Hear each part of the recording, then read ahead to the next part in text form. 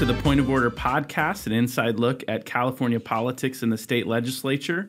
I'm your host, Assemblyman Josh Hoover, and I am joined here today with my co-host, Greg Wallis from Assembly District 47. How's it going today, Greg?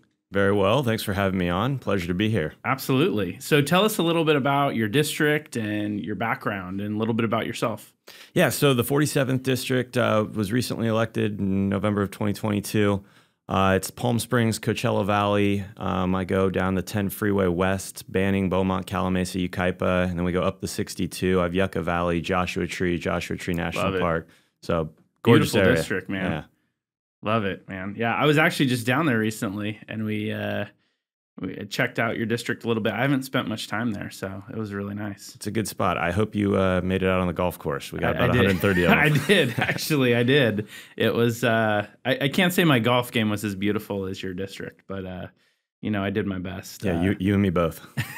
So what about you? Like, what's your background? Like, kind of what were you doing before you came here, and what made you want to run for the legislature? Yeah, so, I'm originally from Silicon Valley, Saratoga, California.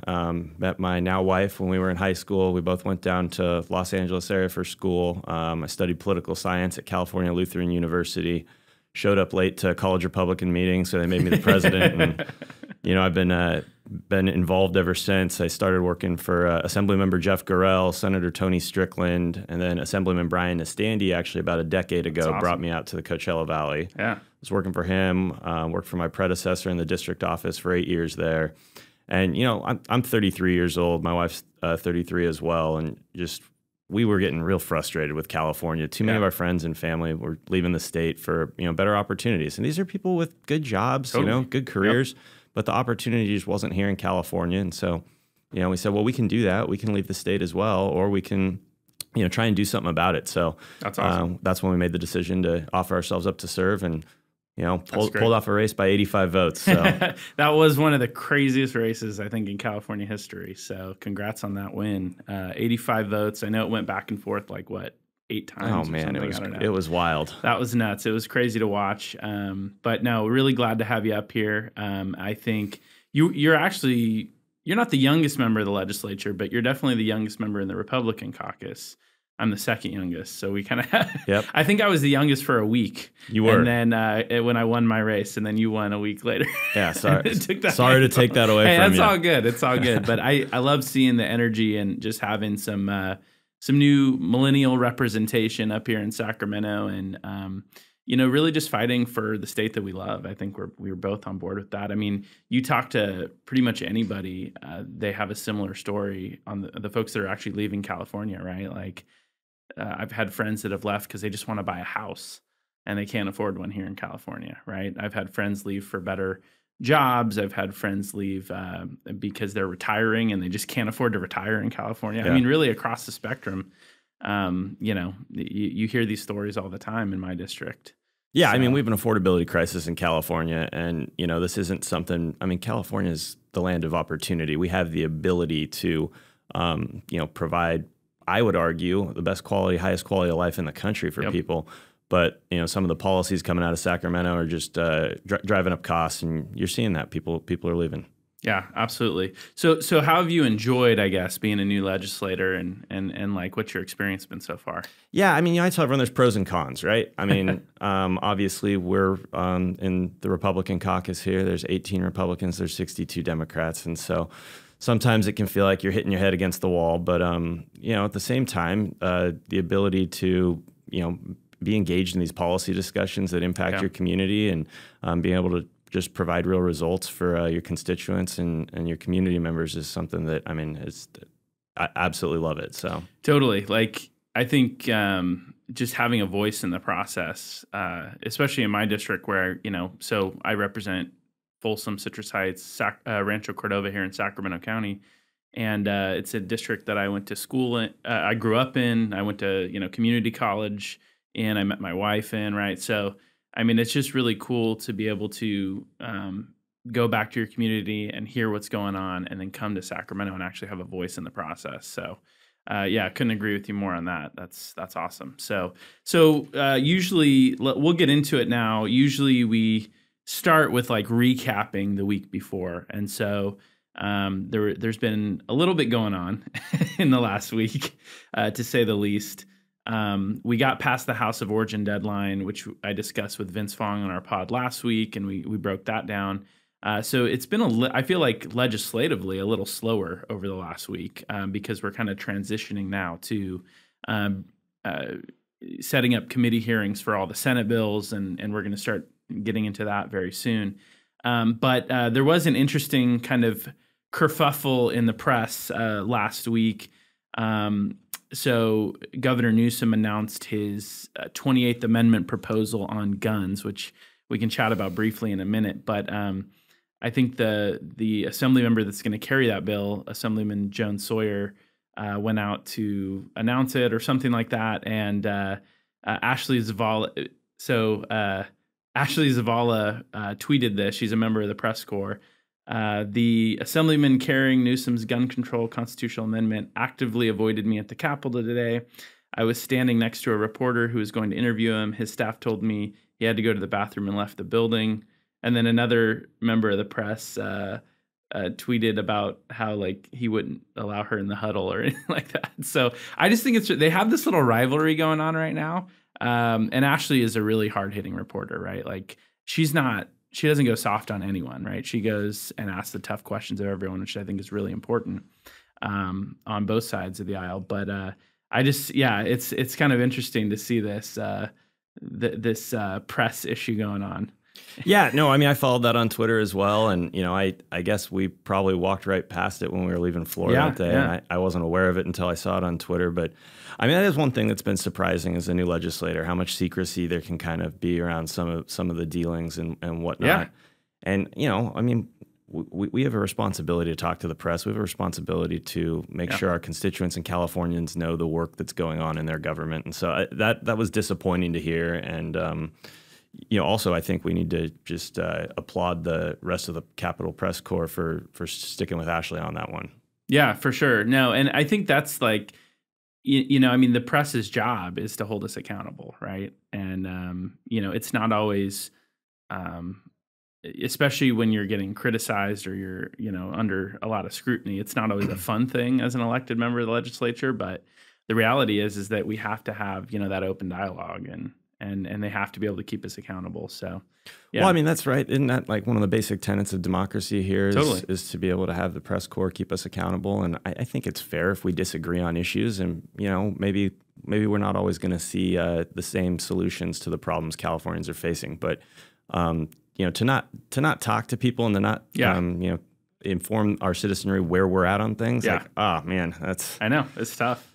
It's tough. It's interesting. So did you take a look at this proposal, this 28th Amendment proposal? I did, yeah. So just for the listeners, and this is from the governor's website. So the 28th Amendment will permanently enshrine 4 broadly supported gun safety principles into the U.S. Constitution. This is, again, from the governor's press release. Raising the federal minimum age to purchase a firearm from 18 to 21, mandating universal background checks to prevent truly dangerous people from purchasing a gun that could be used in a crime, in instituting a reasonable waiting period for all gun purchases, barring civilian purchase of assault weapons that serve no other purpose than to kill as many people as possible in a short amount of time. So this is, again, that's from his press release, but I thought this was really interesting. Obviously, I feel like it's a media, he's obviously trying to get out there more, and this is going to get him more into the national spotlight. Did you have any initial thoughts on it? Well, I mean, let's call it what it is. This was a political stunt. I mean, California has some of the toughest gun laws on the books, and we're still seeing gun violence happen in our state. Absolutely. Our Republican colleagues authored actually some pretty common sense proposals to address gun violence, and we couldn't even get them through committee. So, this is just one of those things where our governor really likes to chase the headlines, and I'd encourage him to focus more on some of the real policy work at home. Totally agree. And that we're doing in this building. Yeah, totally agree. And to your point on the legislation, I mean, our state seems to be very focused and excited about gun control, but a lot less focused and excited about gun accountability measures for people that commit crimes with guns. And I think that's what's getting frustrating is you can have, the strictest gun laws in California on the gun control side, but if you're not holding people accountable on the public safety side, on the criminal justice side, I think you're going to continue to see gun violence no matter where you are. Yeah, I mean, I appreciate that there's obviously a bipartisan desire here to, help reduce gun violence. For sure. I have yet to meet a member who's supportive of gun violence. Yeah, exactly. So I do appreciate, bringing that up, that issue to light. But I think, if we actually want to make an impact, we need to stop with the rhetoric, stop with the political stunts, and actually get into some good policy. Absolutely agree. But so I guess the other big question then is, does this mean he's running for president? Or well, I mean, guess we'll find out. I guess we'll find out soon enough. I think there's been a lot of chatter around that issue. Yeah, exactly. I think time will tell on that. So we'll have to wait and see. We don't normally get into national politics on this podcast, so we won't go there. But I just think it's kind of funny to see him seeking the national spotlight the way he is, and I think it raises questions for sure. So last week we had quite a bit of activity on the floor, and we don't have to get into all the details of what happened, but there was certainly some drama between the Democratic and the Republican caucuses on the Assembly floor. And so our Republican leader, James Gallagher, and the Speaker of the Assembly and the head of the Democratic caucus, Anthony Rendon, put out a joint statement on some of the activities that went down last week regarding civility on the Assembly floor. I'll just read the statement here, and then we can discuss it. But the statement is, there is policy and there is propriety. As the leaders of our respective caucuses in the Assembly, we certainly don't always agree on matters of policy. We do agree that the long and honorable history of our House demands that we voice our policy differences directly and with decorum, not with personal attacks or technological stunts. As legislators, we should expect more of our colleagues. We call on all members to respect one another and keep the bonds of peace and civility. I just kind of want to talk to you about, and we don't need to get into the details of what happened, but just more about how important civility is in the legislature, because I actually think this statement was good. I think it was good that they came together and put this out together, because it really shows kind of a joint commitment to that, a bipartisan commitment to that. But I just feel like, we've been staffers for a long time. I want to get back, before this job, I want to get back to the days where you could disagree on policy and then actually still have, good relationships with people on the other side of the aisle. And I feel like we used to do a better job of that in the legislature, where we could leave policy disagreements on the field and actually, still have real interpersonal relationships.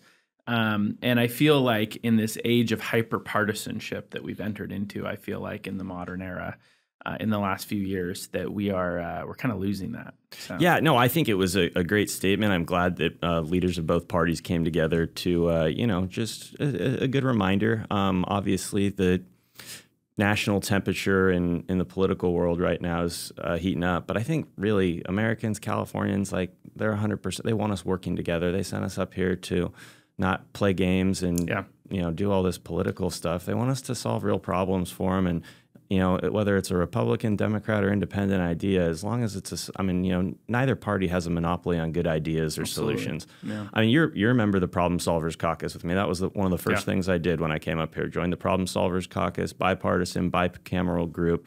We want to make sure we're focused on doing the real work. And I think that it's easy to, especially on the floor. We're passionate about some of our ideas and a lot of the things we're working on, and that's okay. It's okay to be passionate, but we need to make sure it's not personal and we remain civil. And so I was very appreciative of that statement. Yeah, no, I agree, and I think I agree with you too about, I think the majority of Californians, regardless of what party you affiliate with. I mean, there's a reason that no party preference is kind of one of the faster growing political parties, right? Yeah, because I think the parties are going more to the fringes.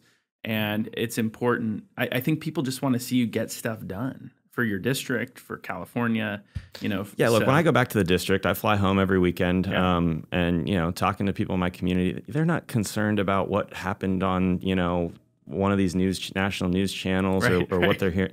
They're concerned about whether or not they're going to be able to put food on the table, pay their rent, fill up their gas tank, and then maybe have, a little extra money to take their kids to see a movie on the weekend. Those are the issues that are top of mind. Totally. And so this partisan gamesmanship doesn't do anything to make our constituents' lives better. And I think that's our job. That's the focus, and we need to make sure we're going to continue to do that work. I know you're committed to it as well, so I appreciate you for that. I think it's important, and I'm hoping that we can bring some of that civility back. I think overall we've been doing a pretty good job, but it's always nice to be reminded. 100%. So, yeah. But good segue on mentioning the problem solvers, because there was actually a great article this week in the Modesto Bee on the title is "Some California Politicians Actually Work with the Other Party Instead of Smearing It."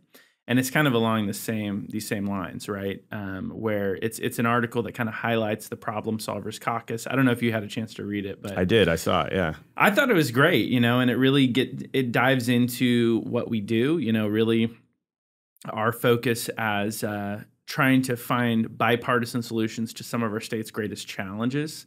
I think that's easier said than done, but it's important that you see a group of 10 Republicans and 10 Democrats, which is what the caucus is made up of, come together to actually at least attempt to do that, right? Yeah. Now, we've got 120 legislators in the Capitol, so that's not a huge percentage of the legislature, but to have 20 members committed to bipartisan solutions, I think is really important. So what were your thoughts on the article? No, I mean, it was a great article, and I think obviously the Problem Solvers Caucus is doing great work. I mean, the reality is we all represent different areas. Yeah. We have different challenges, and we all come from different backgrounds. And so when we're looking at tackling some of the issues that Californians are facing, it's nice to be able to just sit down and have those sort of civil conversations with someone who may have a completely different viewpoint from you on how we on how we solve those problems. And so I think it's great that it's getting highlighted. I think the Problem Solvers Caucus is growing. We have even more interest I'm hearing from new members wanting to join. So that's positive. It's good, and I hope we can continue to grow it and grow the influence of it, because I think it's going to provide a really important balancing factor in California when you do have, I would say, policy that leans in a certain direction pretty strongly. I think California, or just any state, but policy is better when there's more balance, right? And I think this will be an important part of that. Well, you're back. You were on a school board, right? I was, yeah. And so one of the things that I always find super interesting is, but you look at these local governments, and they don't run with a letter after their name, right? There's not a public party affiliation there, and so you do really have problem solving happening in these and you got to run on your ideas. Exactly right. That's exactly right. Which I do think we tend to rely too heavily on the letter next to your name, but it's important that we have good candidates with good ideas, right? But yeah, no, it's a very different running for local office, because it's just, you have to campaign completely differently. I mean, you have to talk to your voters completely differently.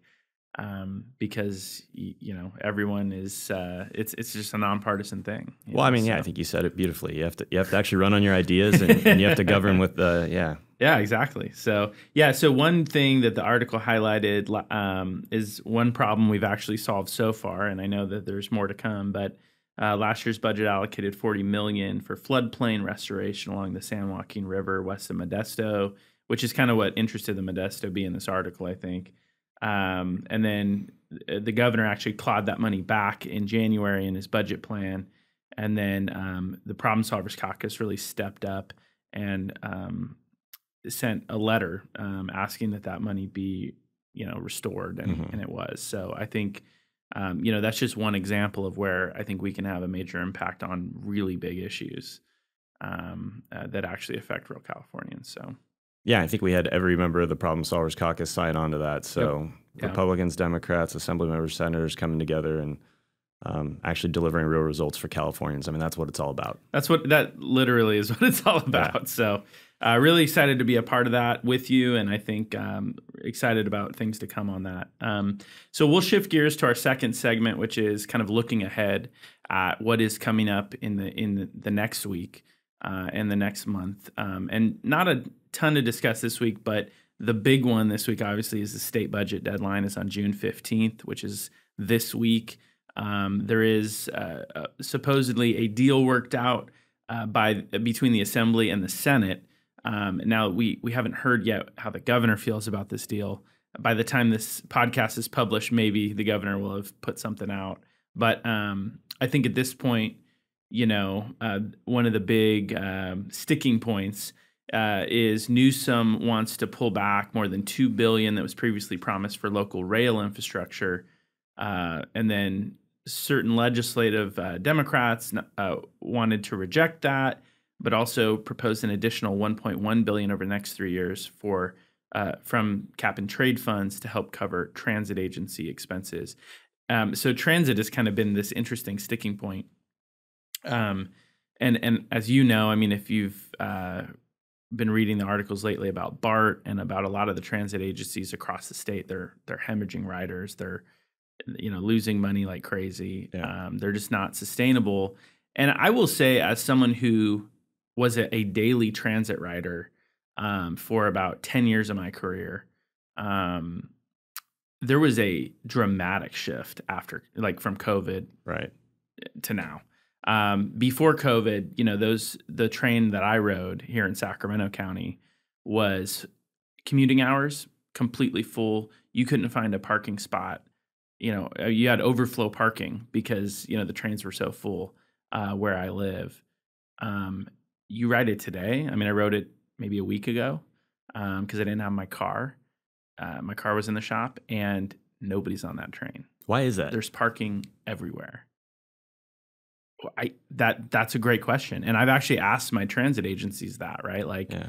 How do you explain, the drop in ridership? Now, I can tell you why I think it is. I mean, I think the reality is that, number one, people love their car, which is understandable. I love my car. But, number two, I think COVID really changed how people interacted with transit because you had about a 3-year period where you had to mask. So even after they lifted mask rules, like in a lot of places, transit kept them, at least in my county, for a long time. And I think it just got to the point where it's like I could drive in my car without a mask, or I can ride transit with a mask. I think some of it was that.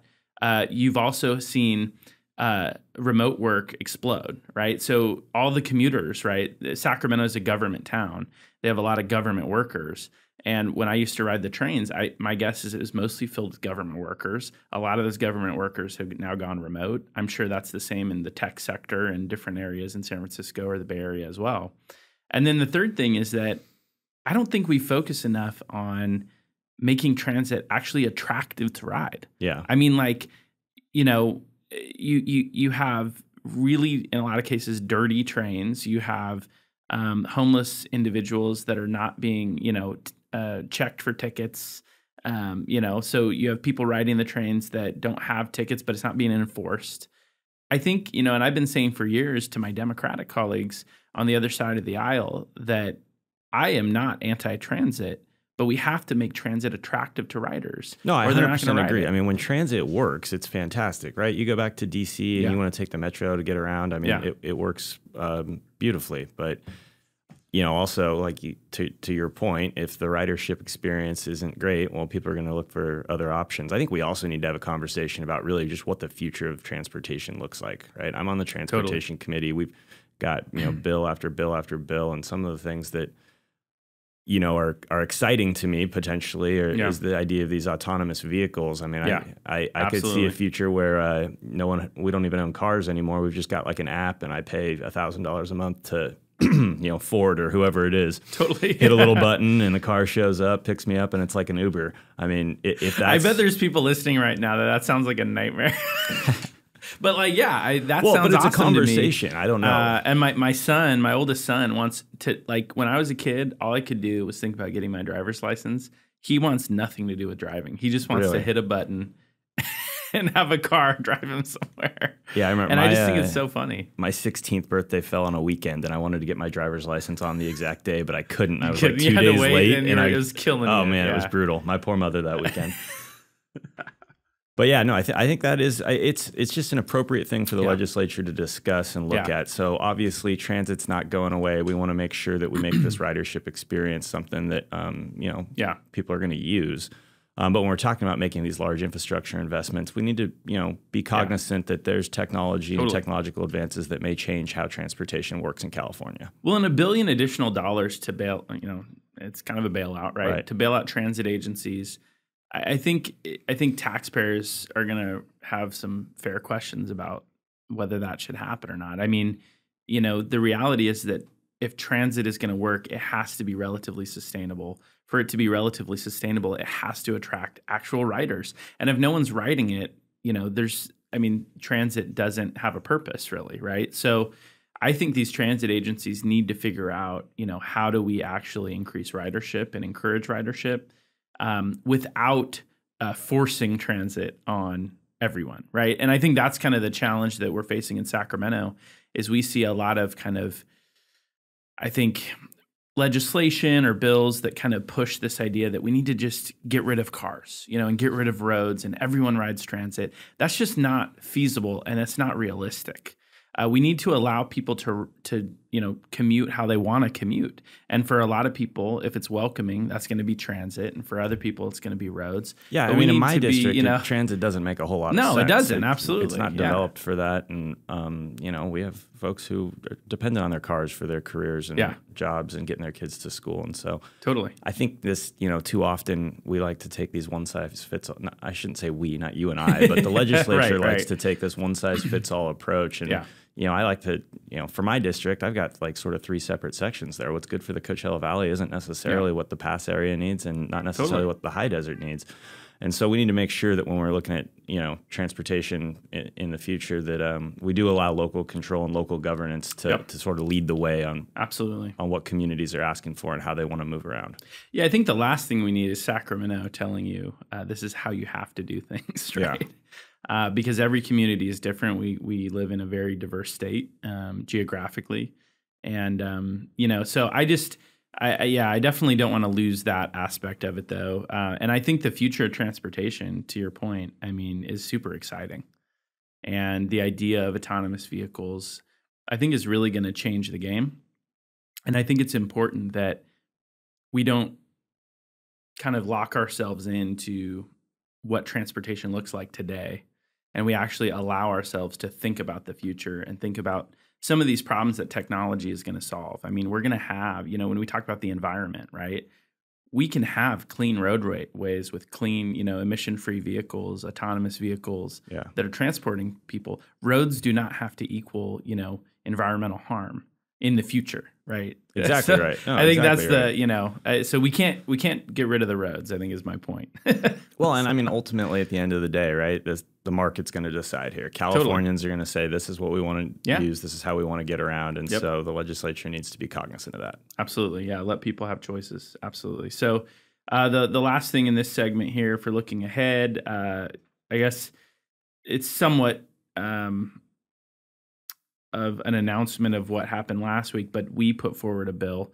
A number of folks in our caucus put forward ACA 12, which would essentially, I would say, crack down on people that deal fentanyl in our communities, allow prosecutors to warn them that if they deal fentanyl and it results in a death, that they will go to prison for a very long time. And I think it's this fentanyl discussion this year has been multifaceted, right? And I think we've gotten a lot of bills passed on the education side. We've got a lot of bills passed on the reactionary side, meaning requiring Narcan, for example, in schools to respond to overdoses. All of that is good, and I think I'm happy to see there's been bipartisan support for that. Where we've had hangups is the accountability and criminal justice side. Accountability for dealers that are trafficking this stuff into our schools and our communities. So you were at the press conference. I just want to, what were your thoughts on ACA 12, and do you think it's going to get bipartisan support? Yeah, that's a huge part of the equation, right? On the accountability side, we haven't done enough this year to address it, and I think ACA 12, is a good first step. It's still not enough, but I agree. We're talking about, this really, it's a poison that's in our communities here. And these aren't, the drugs of the 80s and 90s. This stuff's really scary. We've got kids in our communities, 4.0 students, good kids who maybe made one bad choice, And I think even one of the parents who spoke who lost a child said, yeah, okay, I admit my child probably made a poor decision in trying to get this prescription drug off the streets, but that one bad choice shouldn't have been a death sentence. Absolutely. And so that's sort of the work that we need to make sure we're doing. We're going after really holding the dealers accountable. They know that they are counterfeiting these pills to look like other drugs that have this poison in them that, one pill can kill people, right? So I thought it was really great that we brought this issue to light. I think we're going to see bipartisan support on it. And ultimately, this is an ACA. We're taking this to the voters. Let's let Californians weigh in on this issue. It's too important to just move on or push down the road. Yeah. And I think that's the important difference with this proposal versus some of the other ones is that we're just basically saying, let's give the voters a choice on this. Yeah. And Assemblywoman Diane Dixon and Assemblymember Joe Patterson, who's been on this podcast as well, are taking leadership on this issue, and I'm really thankful for their leadership. And so, I think, I really hope. I know there are people on both sides of the aisle that support this proposal. I think the big question is, can you get it out of the committees that it's going to go to actually get it to the floor? Because I think if this got to the floor of the Assembly or the Senate, it probably would pass. I would agree with that. I mean, that's the challenge we've had with all these fentanyl bills, right? Getting them through the committee process. I mean, I don't know if we want to talk at all about that little wharf play from a few weeks back. Oh, sure. But, I mean, yeah. Maybe there's an opportunity to do something like that for those folks listening. Wharf means without reference to file, so it's sort of a procedural play to try to skip the committee process. Yeah, right? exactly. Which, isn't how we want things to operate. Like, we want to have a discussion about this in committee. We want it to be heard, and we want it to get voted on and hopefully passed. And I think something as simple as this should fly through committee. But, for some reason, it's running into resistance because I feel like there's this misconception that fentanyl falls into the category of, like you mentioned, what these war on drugs were for so long against marijuana and some of these other substances, but it's fundamentally different from the standpoint of when a child purchases or a student or whoever it is purchases the drug that we're referring to here. They don't think that they're purchasing fentanyl. Right. They think that they're purchasing something else, and yet they're getting deadly fentanyl. And I think that what makes us fundamentally different. Well, and that's the difference in the approach we're taking, right? We're not trying to criminalize addiction. We're not trying to go after people who would better be served, in rehab or some other service. We're going after dealers who are intentionally selling a basically knockoff it's poison. Yeah. And they're poisoning our communities. I think that's appropriate for us to be able to say, hey, on the public safety side, we really do need to hold these people accountable, get them off of our streets. Totally. And so I agree with you. I think you'll see bipartisan support on this one, and I'm hopeful that the California voters will pass this. Yeah, no, really looking forward to seeing how that turns out. Moving ahead to our third segment here, we do sometimes we just do something just for fun. I wanted to. You're an Apple guy? Are you an Apple guy? I'm an I Apple meant to guy. ask you before this. Actually, I should have asked. I know with all the talk you guys had about the Google guy in your office. I mean, I know, right? Yeah, my chief of staff refuses to buy an iPhone, and it's a constant point of contention in our office because our whole text thread is green just because of him. Yeah, no, we've got that same problem with the Caucus thread. Yeah, we have some members that are on the. Well, this podcast is not sponsored by Apple, but I wanted to talk about. Did you see the announcement of this Apple Vision Pro, this spatial computing device? I saw it, yes. And I kind of was checking it out, and I was kind of like blown away by it. But I wanted to see if you think this thing's actually going to be a thing or if it's going to be a flop. I don't know. I mean, it seemed cool to me until I saw the price tag on it. And I was kidding. Wow. So for anyone that didn't see the announcement, Apple unveiled this, it almost looks like a virtual reality thing, but you can actually see through it. So it's like a augmented reality sort of headset.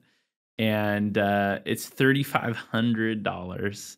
And it would, it kind of puts your screens into the space in front of you so you can actually interact and engage with the computer, almost like Iron Man. I feel like it's very Iron Man vibes when I saw it.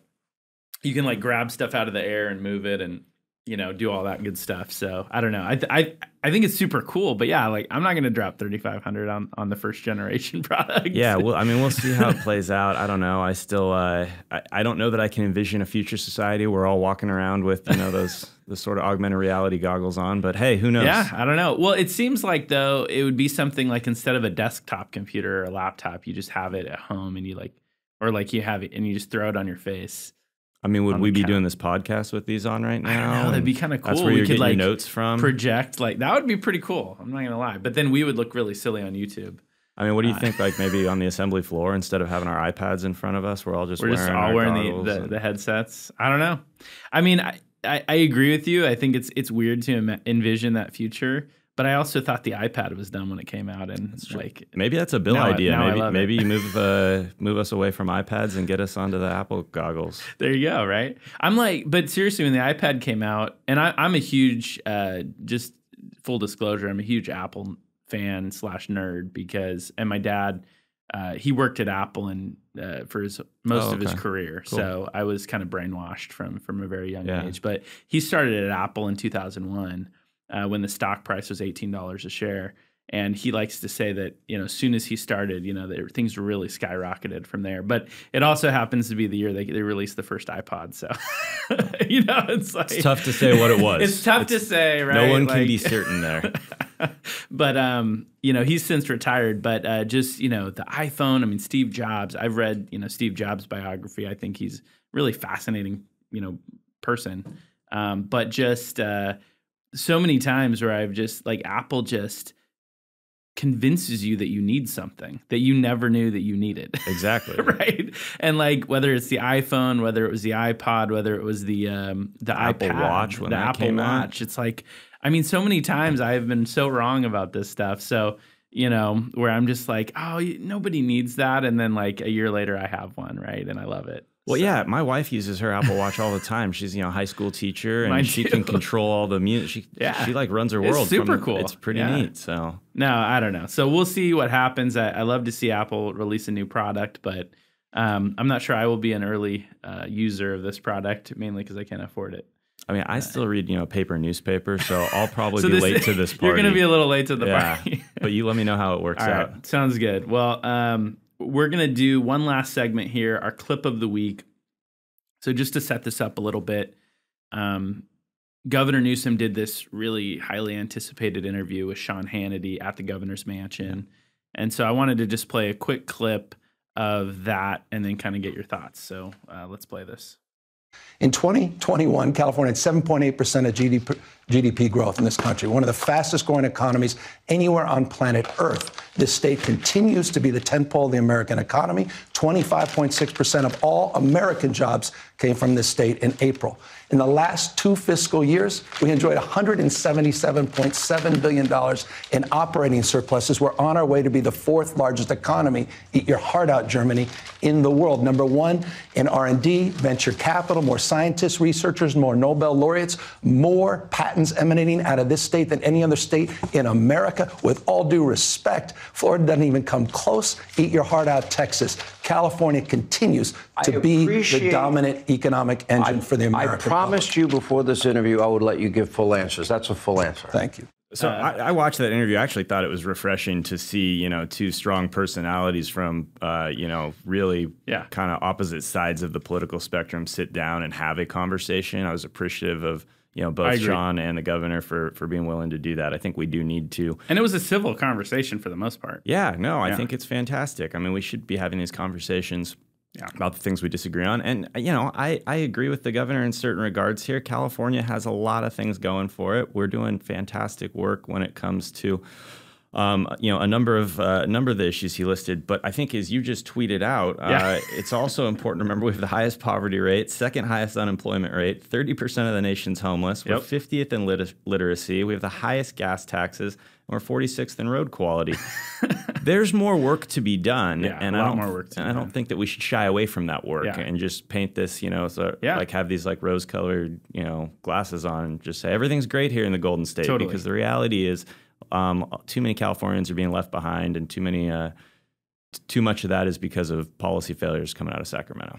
Yeah, and I get the governor's job there is to defend his state, and like, it's kind of a back and forth interview, right, with people with different ideas, right?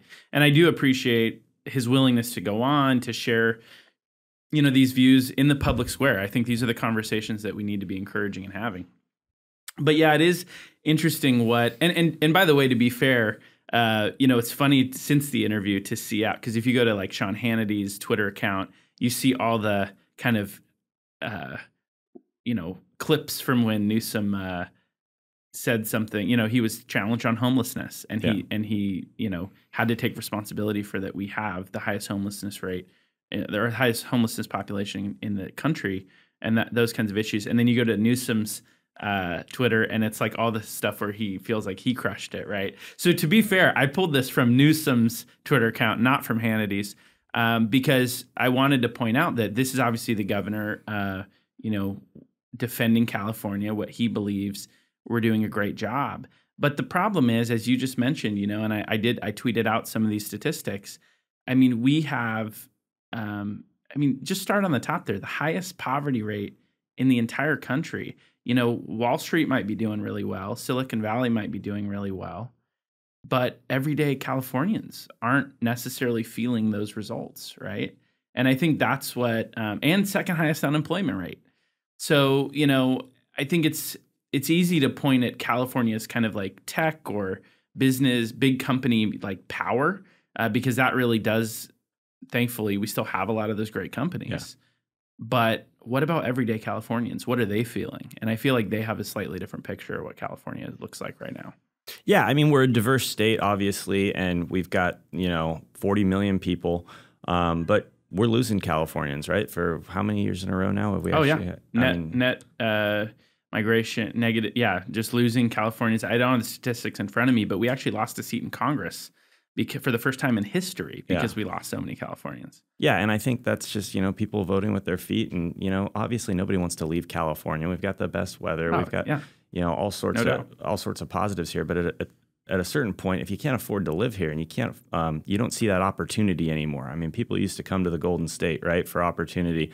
And now they're finding better opportunities in other states. And that's something that we can't, just stick our head in the sand on. We have to address that. You've got folks, this is the entire reason I ran for office was because too many Californians are leaving, and I think we can do a better job. So but I do really just want to emphasize how important I think it is for the governor and for Sean Hannity, from folks who see the world differently, to have these conversations and really expose maybe, I don't know how many Fox News viewers watch Gavin Newsom or hear a lot of what he has to say. So maybe to just understand where he's coming from on things. I think Senator Tim Scott did something similar. He went on The View recently. Yeah. That's right. Right. And he responded to some of the, I think, criticisms that and I thought that was a great conversation too. I do have to commend Tim Scott and Gavin Newsom for doing that, because I think we need more of that. Yeah, I think it's really easy for us to just kind of get in our little echo chambers, and we can, sort of self-select news or television or programming that agrees with our worldview. And I think exposing ourselves to, a different way of thinking's only a positive. It can only be helpful. Absolutely. Yeah. No, it was an interesting conversation. I mean, to get back to those statistics that you cited, 30% of the nation's homeless. Homelessness is what I hear about most in my district all the time. Probably homelessness and roads, to be honest with you, are the two things I hear about the most. I have Sacramento County has some of the worst roads in the state. The state has some of the worst roads in the country. So my district is definitely suffering. And yet we pay the highest gas taxes in California, and we get the least in return. I think that's why people are frustrated too. It's not just that their roads are bad. In addition to that, they pay the most for them. So it's like, if I'm going to pay the highest gas taxes, I better be getting the best roads. Well, isn't that one of those things that sort of, you've been around for a while. I've been around doing this for a while now. And it's frustrating to me because it feels like every time we go to the voters and we say, hey, we would like more money for water infrastructure. We would like more money for roads. We would like more money for schools. California's like, yes, we want to, we want to fund those things. Yep. Yeah. And then we increase tax or increase a cost somewhere, and we don't ever see the results, or we don't see the results how we would like to see them. And so I think that's, actually one of the reasons we need more balance in this body. Totally. When we can provide some, accountability and oversight when when there is a better balance. Well, and to your point, it's not, money is part of the equation, but it's not the answer to all of our problems. Like more funding is always kind of the mantra that's given as what we need. But we've increased education funding in California by over $60 billion in the last decade. And we're still 50th in literacy. We have 8th graders after COVID reading at a 5th grade level. We are like, our kids are suffering. Our students are suffering. Our public school system is in so many of the categories, math, reading, it is near the bottom of the list. And I think our residents deserve better. And it's not because we spend the least, by the way. It's, it's policy. It really is. And that's the problem. So anyway. No, I think that's a good point. I mean, you do hear that all the time. I'm sure you meet with just as many folks as I do over across the street in the swing space there, and everyone comes in and they say, well, if we just had more money, we could get this done. Exactly. We had a $98 billion surplus last year. We've invested heavily in a lot of these areas, and we're just not seeing the results. Exactly. And Californians are rightfully frustrated. Yeah, no, absolutely. Well, Greg, I'll let you get out of here. Thanks for joining me on the podcast this week. Do you have any final thoughts for the good of the order? Thanks for having me on. Appreciate it. Awesome. It was fun. Let's do it again sometime. Absolutely. So a couple quick announcements. You can follow the podcast now on Apple Podcasts. It launched last week on Apple. So speaking of Apple, go there and hit follow. New episodes release every week. You can email us at pointoforderpod@gmail.com if you have any ideas for topics on the show. You can watch and subscribe on YouTube or follow the podcast on Twitter, Instagram, and Facebook at Point of Order Pod. And you can follow today's host on Twitter at I'm at Joshua_Hoover. And then Greg is at Greg R. Wallis, I believe, on Twitter. That's right. Wallis, Wallis. Greg, thanks for coming out, and look forward to having you on again. Thanks a lot, Josh. Appreciate it. See you later.